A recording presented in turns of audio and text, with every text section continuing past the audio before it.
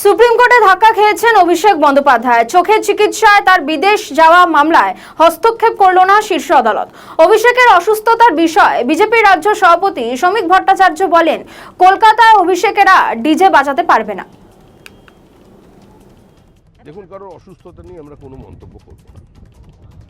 শুধু অভিষেক বন্দ্যোপাধ্যায়ের বক্তৃতা শুনে অভিষেক বন্দ্যোপাধ্যায়ের শরীরী ভাষায় কোনোদিন মনে হয় না তিনি অসুস্থ ছিলেন।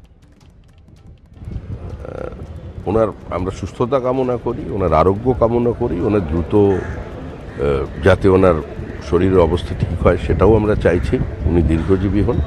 কিন্তু উনি কলকাতায় ডিজে বাজাতে পারবেন না। ওনাকে ডিজে বাজাতে গেলে আপাতত বিদেশেই বাজাতে হবে, যেটা উনি চাইছেন।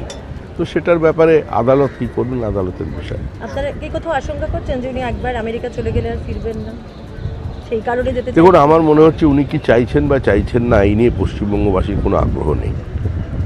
তৃণমূল গৃহীত, পরীক্ষিত এবং পরিত্যক্ত। তৃণমূলের বিসর্জন সম্পূর্ণ। এখন ভেতরে একটা কাঠামো আছে, মাটিগুলো গলে গলে চলে যাচ্ছে। ওই কাঠামোটা তুলে আনার মতো কোনো লোক নেই এই মুহূর্তে পশ্চিমবঙ্গে। তৃণমূলের পতাকা লাগাবার কোনো লোক নেই, আর বিজেপির পতাকা খোলার কোনো লোক নেই।